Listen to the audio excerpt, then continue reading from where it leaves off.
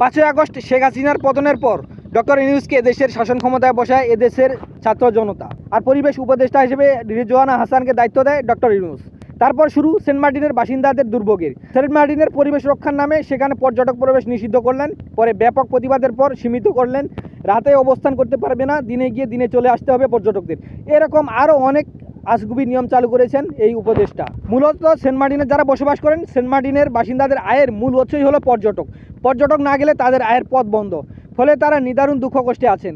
আর সেই দুঃখ কষ্ট নিয়ে সেন্ট মার্টিনের একজন বাসিন্দার ফেসবুক স্ট্যাটাস, সেটার প্রতিফলন।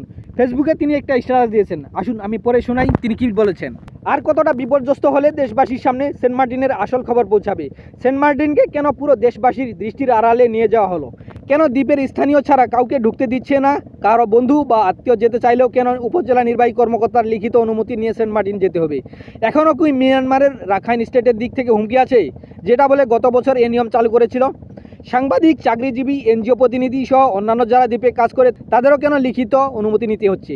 স্বাভাবিকভাবে সেন্ট মার্টিন কেন্দ্রিক জাহাজ অফ মানেই পুরো সিজন অফ, ফলে এখন তো কোনো হারে পর্যটক আসা সম্ভব নয়। ট্রলার স্পিডবোটে ভয়ে কেউ আসবেও না, তবু কিসের জন্য নিষেধাজ্ঞা আরোপ করেছে? যদি দ্বীপের স্বার্থে এমন পদক্ষেপ হয়, তাহলে জানুয়ারির 31 থেকে আজ অবধি দ্বীপের মানুষের কোনো কর্মসংস্থান নাই, তাদের খবর কেন কেউ নিচ্ছে না? ফেব্রুয়ারিতে দ্বীপের মানুষের সাথে সরকারের পরিকল্পনা নিয়ে বিস্তারিত আলোচনার প্রতিশ্রুতি দিয়েছিলেন আমাদের পরিবেশ উপদেষ্টা মহোদয়। সেটা কোন ফেব্রুয়ারিতে হবে? দ্বীপের কুকুর, বিড়াল ও কাকগুলো না খেয়ে মরে যাচ্ছে, তাদের খবর কেন কেউ নিচ্ছে না? কুকুর পরিবেশের অকৃত্রিম বন্ধু, সেটা কি ভুলে গেছেন? সচেতন মানুষকে অনুরোধ করছি, কিছু মিডিয়ার বানোয়াট প্রতিবেদন দেখে দ্বীপের বাস্তবতা বিচার করবেন না। মিডিয়া যেভাবে নতুন রূপে ফিরেছে সেন্ট মার্টিন বলা হচ্ছে, সেটা সম্পূর্ণ মিথ্যা, ভিত্তিহীন। বাস্তবতা হচ্ছে বর্তমান সেন্ট মার্টিনের মানুষসহ জীববৈচিত্র্যের অবর্ণনীয় ক্ষতি হচ্ছে।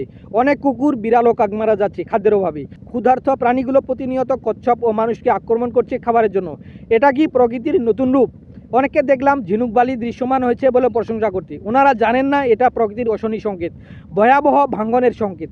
সৈকত থেকে যখন বালি সরে যায় তখন এই মৃত ভাঙ্গা ঝিনুকগুলো দেখা যায়, অর্থাৎ সমুদ্রের জোয়ারের স্রোত এবার সৈকতের অনেক কিনারায় চলে আসছে।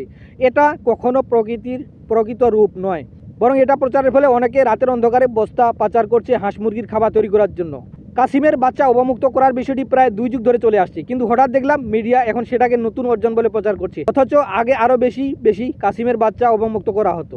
এখন উচ্চ তাপমাত্রার কারণে অনেক ডিম নষ্ট হয়ে যায়, কুকুরের আক্রমণের ফলে কিছু ডিম নষ্ট হয়ে যায়, ফলে এখন কাসিমের বাচ্চা উৎপাদন বহুগুণ কমে গেছে।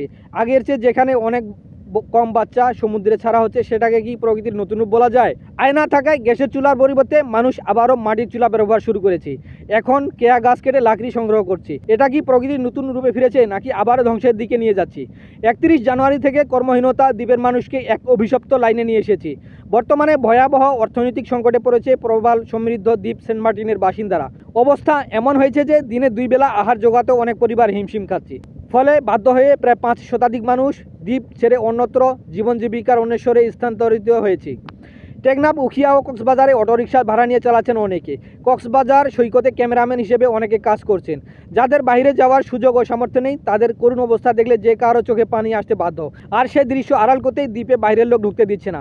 আর্থিক সংকটের কারণে চলমান এসএসসি পরীক্ষা দিতে না পারা, গোপনে ঝিনুক বালি পাচার, মিয়ানমারে মালামাল পাচার, সবই দ্বীপের আর্থিক সংকটের নমুনা। হাহাকার চলছে, সেটাও গোপন রাখা হচ্ছে। এটা কেমন নীতি? ক্ষুধার্ত মানুষ ও প্রাণী, তাদের অভাবের কথা বলা পাপ। আমি হলফ করে বলতে পারি, আসন্ন ঈদুল আজহাতে 20% মানুষও কুরবানি দিতে পারবে না। 50% দ্বীপবাসী কুরবানির মাংস পাওয়া তো দূরের কথা, ফার্মের মুরগিরও ব্যবস্থা করতে পারবে না। আমি দেখেছি ঈদুল ফিতরের সময় অনেক পরিবার তাদের সন্তানদের পুরনো কাপড় ঈদ করিয়েছে, অর্থাৎ নতুন কাপড় কিনে দিতে পারেনি। সেমাইয়ের পরিবর্তে শুটকি ও হালুয়া রান্না করেছে। দ্বীপের মানুষের কোনো আর্থিক সমস্যা হবে না, আমরা তাদের বিকল্প কর্মসংস্থান সৃষ্টির ব্যবস্থা করতেছি বলা মিডিয়াগুলো এখন আর সেন্ট মার্টিন নিয়ে খবর প্রচার করেন না, বরং মিডিয়া নতুন রূপে ফিরেছে সেন্ট মার্টিন বলার তাগিদ দেন। মিষ্টি কথা নয়, কাজ দেন ভাই, না হলে ভাত দেন। পরিবেশ উপদেষ্টা ঢাকা শহরের পরিবেশ দেখে না। ঢাকা পৃথিবীর বিষাক্ত শহরগুলোর মধ্যে একটি, সেদিকে কোনো নজর নেই। তিনি লেগে আছেন সেন্ট মার্টিনের পরিবেশ নিয়ে, আর সেখানে পর্যটক যাওয়া নিষিদ্ধ করেছে এবং সেখানের বাসিন্দাদেরকে অবর্ণনীয় ক্ষতির মুখে ফেলেছে।